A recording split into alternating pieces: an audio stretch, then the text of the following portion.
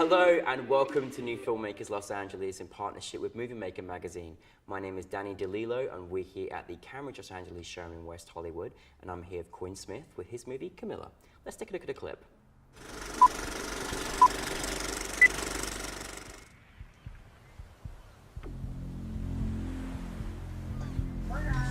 Hi, Camilla. I gotta call you back. How'd you kill your wife, Bruce? You go for a ride, okay? What am I supposed to do? I'm not gonna bring you in this I time. used to see you all the time when Bruce was away. Tonight is not a good night.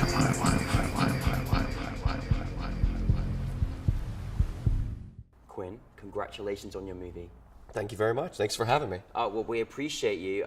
You took me on quite a journey. I wasn't quite expected to be on the edge of my seat like you took me. But for those that haven't seen your film, tell us a brief synopsis. Well, the film's about, it's about a felon who's recently been released from prison, and he discovers his cop brother has been sleeping with his wife the entire time he was away. And now he's going to prove his innocence. She winds up dead in the very first scene of the film, and basically we're trying to figure out, did he kill her? Who did it? It's a nice little whodunit. It's a great whodunit, and you know, dare I ask? Sometimes our filmmakers say it comes from personal experiences. Where did the story? Where was the story inspiration come from? Well, in high school, there was a girl that I was in love with, in high school love, which is like stupid love. Yeah, it's not real. We never forget it, but exactly, we never forget. Yeah, we never forget. It still hurts us, but yeah. So it's not real love, but I was maybe it was infatuation with this girl. And my best friend, we're at a party. I finally get the chance, and I make out with her. It was great. It was awesome. Later in the night, they end up in the bedroom together somewhere, and I was like, "Damn it, dude!" Yeah, serious. So I walk home 5 miles back to my house, which is pretty far, at like 6 in the morning. Yeah. Thought about it like over the sunrise, and then like the very next day, I was like, "You gotta pick. It's bros." Or you guys know where I'd go with the rest of that, but I'll be nice and not say the H word. Yeah. And you know, we ended up making up, but that was a partial inspiration for it. And then the rest is, I just really love whodunit films like the Shawshank Redemption or Usual Suspects, etc. Well, I really highly respect and love that you used your talents from personal trauma and then turned it into a movie. I think that's absolutely phenomenal.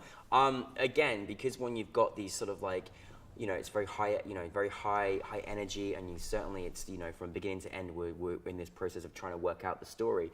How did you come about finding your cast? Because you really have to have a cast that are like ready to take on this storyline. Coincidentally, everyone knew each other in this cast, even though I did an Actors Access casting call. I had the 2 guys already cast. I basically wrote those characters for them because I was like, I know you can go there, and I definitely know that you can go there. Yeah. And I had worked with Marguerite, who she played Sandra. Yeah, amazing. I had worked with her years ago, so I kind of already had her in the back of my mind, but she lived in Los Angeles, and it was expensive, but I was like, through all of the casting in New York, on the East Coast, I was like, you know what, you're still the best, so I'm gonna fly you out from LA. And then Luciana, who played Camilla, was in a music video that Nick, who played Bruce, and they knew each other, but I ended up casting her out of New York and flew her into the Cape. And then when they met on set, they were like, wait, we know each other already. So it was already like, it was nice that we had this very tight-knit group of people who were all familiar with each other already, which kind of helped for the story. Yeah, absolutely. Right. No, most definitely. Again, it's quite a journey, and obviously we all love, as an audience member, to kind of work out these stories and what's going on and everything else. Now, again, the story sort of moves in different locations, and you're constantly changing. As a director, you know, what sort of elements do you have to, you know, do in terms of your planning? Is there difficult moments? Do you do things in certain orders, or how does it work for you? In this particular case, I wanted to reveal the story to the actors in kind of in a chronological order, so that they, you know, I didn't want to do this end death scene with the 2 girls, which was entirely improv on their end. But I'll get back to that. Yeah. I wanted to just have the story unfold and have it unfold for them too, so that they could draw on what happened in their, their past. I don't know if that fully answers your question or not. But. And you as a director, again, you have to hype up the energy. Does that, again, you really have to be the sort of driving force. Did it come from the writing? Is there certain exercises that you work with your actors to kind of establish these relationships and what they're going through? How do you work as a director in that element? I let them make a lot of choices. I think when an actor makes a really strong choice, and something that surprises me, something that I wouldn't have brought to the table or had even thought of, that really surprises me. And I like that. And they brought, like I said, the gals improv that entire scene. That was initially supposed to be MOS, and with this detective talking over it in the interrogation room. But as far as working with them, I like to give them the freedom to make a choice. It's an actor's dream to have that, isn't exactly. it? And giving them that freedom, they don't feel like constrained or any, I feel like they don't hold themselves back. And they'll give you everything that they've got. Yeah. I mean, I think that really shows too, when they can, when you set the tone for them, when they can go off, and then it's a wondrous thing when you can be surprised, isn't it? And you're like, oh wow, I didn't see that coming. Yeah, I had no intention of having dialogue in that final scene, in that final showdown. And that's wonderful, because I asked that because I felt like it was every moment it felt so authentic, like they were truly going through this, and like they just, didn't even know where they were going to go next as well, which was beautiful to watch. It felt real. It felt very real. Which is how I wanted the tone of the film to feel, and very real and very visceral in that way. Yeah, most definitely. What would you say going through the motions of this particular piece? What was your biggest challenge you felt in creating this particular film? There were a few. When I casted the kid, his name is Gavin, and he did a fantastic job. Oh my goodness, what a young little star there. Yeah, seriously. Great guy, great little kid, crazy. But initially there's a scene at the barbecue. That initially I had written to be on a boat. Oh, okay. So I was going to bring everybody out on the boat. Like, we were all going to go to the beach. And then I see the kid. I'm like, and I also had to figure out how to back up this 25, 30-foot boat, which is pretty hard. If you've never had to, launch a boat that's not yours, and it's like an $80,000 boat and you don't have any insurance for it, I was like, okay. It's like, oh. I was like, oh. Not only that, I was like, I don't know if this kid can swim. I can't bring his mom. I can't bring his grandmother or their dog, who all came to set that day. Yeah. I was like, all right, well, I'm just going to shoot this as a barbecue. And I made that story switch the day of. I was like, all right, I can't. Wow. I don't want to take the risk. Wow. So I was like, I'm sure I can get in mind the same moments that I wanted to have come. Totally captured it, yeah. And it worked out. Oh, wow. I love asking these questions because you never know. We could have been on the boat, but we ended up having a barbecue. I love it. We ended up having a barbecue. Perfectly. It was great.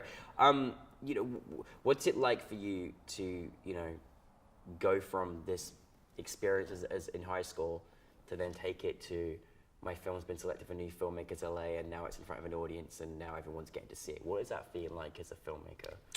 Well, last night when we screened, and thank you again for having me. Oh, you're welcome.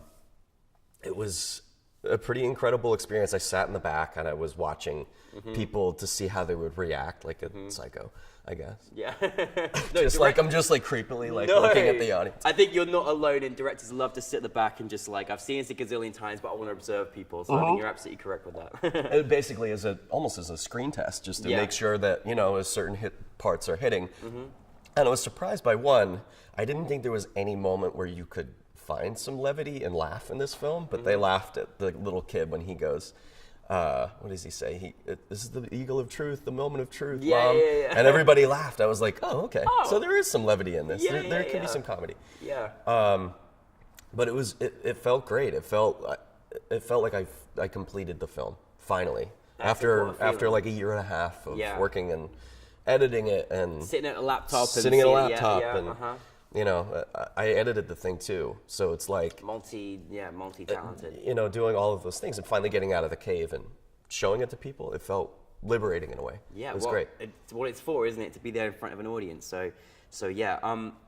From this experience, what would you say, something you've learned or a piece of advice you would share to a filmmaker from making this film, or just as a filmmaker in general? Planning. Plan. Yeah. The more planning that you can do, the better prepared you're going to be for anything. Plan. Yeah, I mean, I planned as much as I possibly could, and it still wasn't enough at times. Is there particular elements that you feel within the planning that requires more attention than meets the eye? Yeah, I think knowing your location and really scouting location, even if you think that you know where you're going. For example, the showdown scene, the girls at the end, was at this snack bar on the beach, and a cleaning crew comes in. They've never ever cleaned these places, but the one night they wanted to clean it, they come in. And we had to wait, and the girls are crying in the middle of the scene, and like I'm just like, I can't keep their energy up. I can't keep that like really intense energy. They can't do that. Like, I mean, that would be just too taxing for an actor to do, and to keep bringing these tears. So really knowing your location, really knowing the schedule of it, whatever, just know and plan before you go anywhere. That's brilliant advice. And also, again, when you decide, that you move a boat to a barbecue, you've got enough in your mind and your planning that there's a plan B, or there's something else, another way you can take it as well. I think that's really important. What's next for you, Quinn?